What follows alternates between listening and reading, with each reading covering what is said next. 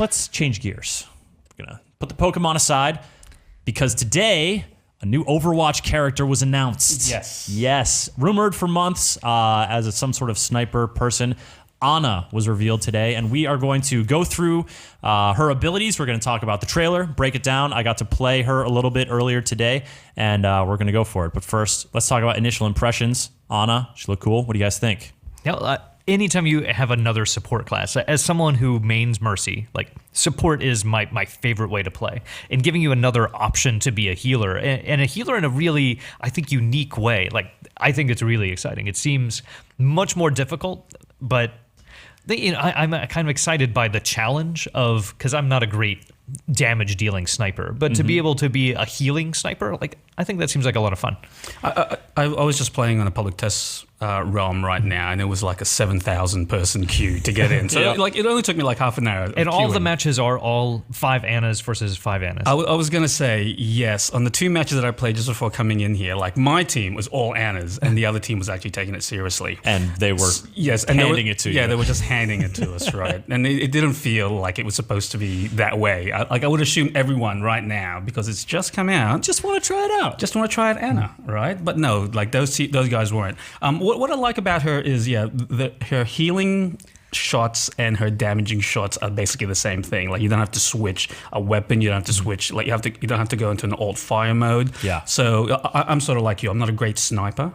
But I think, if you're shooting and you just happen to accidentally shoot one of your, your teammates, it's still a benefit, right? You don't always need to try, go for that, super accurate shot at an opponent. If you're in there and you're in the fray, you can sort of do it. But have you played it yet, Chris? Yes. So Tay and I were just live streaming it earlier, and so I got to play as Ana a bunch. And it's an interesting sensation to get your head around because you're a sniper, but everyone is a target, not just enemies. Yeah. Obviously, your eye is going to look for the red outlines. You want to be doing damage, and the way she does damage is, the shot hits, and then there's a little bit of damage over time. So it's like the main hit, you get those little ticks that indicate you're doing some sort of sustained damage. Is the healing also healing over time? Yes, the healing shots are the same way. You hit your ally, and it'll heal, and then heal a little bit more, and then that's it. But training yourself to look for your allies and to try to shoot them, and maybe even shoot them first, took me some adjustment, and it will probably only take a few matches for you to do it. But it's a strange sensation. You're targeting equally with the same ability, allies and enemies. With Zenyatta, for example, you're shooting at enemies, but you're also Discord and Harmony, and you're targeting both. Like this kind of switching your mindset between targets was really interesting and pretty cool. I know it's early days, but do you feel you have to be closer to the action playing Ana than you would be with another sniper class? Well, when you're playing 5 Annas, someone needs to push the pig. But I do think that you do have to be a little closer. Her mobility, she does not have a mobility move. Yeah. So It seems really weird for a sniper. There's no clamber like Hanzo. There's no grapple like Widowmaker. So she's got to walk up the stairs to the balcony like anybody else. Or, have Mei give her a boost on the wall. So I do feel like I tend to be with the team a little more. Yeah. That's also because, quite frankly, it's easier to blast your teammates with a healing burst when they're pretty close to you. And it seems like her other abilities sort of force you to be a bit closer, right? Like her sleep dart and that grenade that she throws as well. So let's talk about the grenade. Yeah. This is she throws it in a fairly straight line. It's and it covers quite a bit of distance. So it's not there's not as much arc on it. It's something that you can definitely project onto someone from a while away. It almost feels like Pharah's sort of like move back burst attack thing. That grenade bursts and does an area effect. If an enemy's caught in it, which is quite small though, right? It's pretty small. You usually want to go for a direct hit. The effect on an enemy is they get this like purple outline around their health bar, and they cannot be healed. Any healing to them stops. So you see in the trailer, it interrupts a Roadhog. If a Mercy or Lucio's around, they're not getting healed.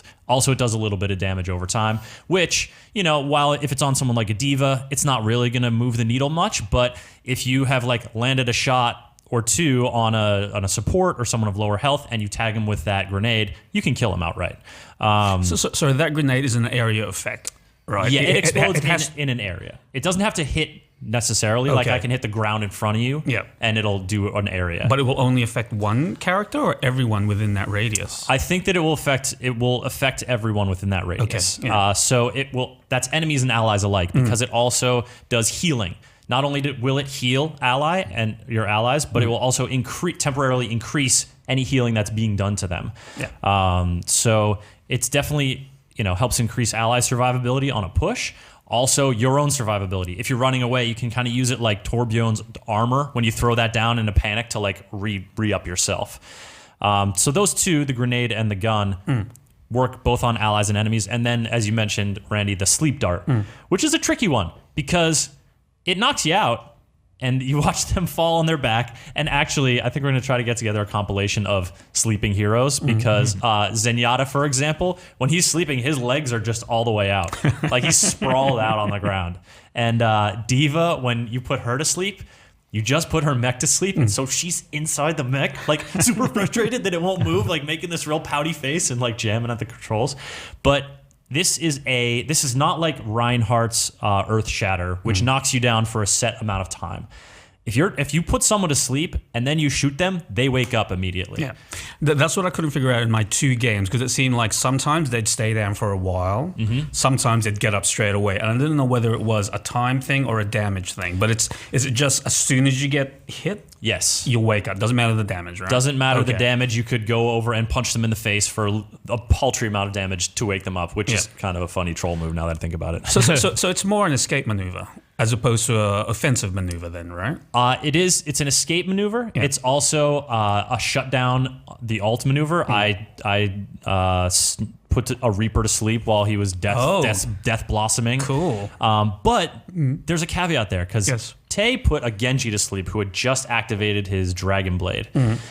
When Genji woke up, the Dragon Blade was in full effect. Oh, okay. So that meter was on pause. So you can't really like burn someone's alt off Right. in that way. But it's also great for like just holding someone off on a charge, like say, a tank is coming in to support or a healer or something.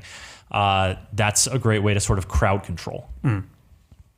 And finally, her ult. And this is the one that has the potential, I think, to do a lot of weird combos because what you do is once it's available, all your allies that you see will have a Q over them, like Zarya's projected barrier. You don't have to aim it at someone specifically. You just have to tap the button when the reticle's over them, and it charges. It increases the damage they do, decreases the damage they take, and increases their movement speed. Yeah. So you can imagine what that does to a Reinhardt charging onto a point, right? And they show that in the trailer. Think about what that does for a Mei. Mei is all of a sudden taking a lot of damage, no problem, spraying everybody, moving around real quick. She can it really increases how disruptive she can be because, as we all know, getting hosed by a Mei is a very unpleasant experience. Yeah. Now imagine she's like scurrying around at juiced up speeds doing that to your whole team. Maybe she's not freezing anyone in particular, but she's still wreaking havoc. So who else? I mean, who else would be good on that? We saw a Zenyatta do that, and all of a sudden Zenyatta, who was recently buffed to have a little bit more shields, is a little tougher, and he's slinging these, his Discord orbs and shredding people up.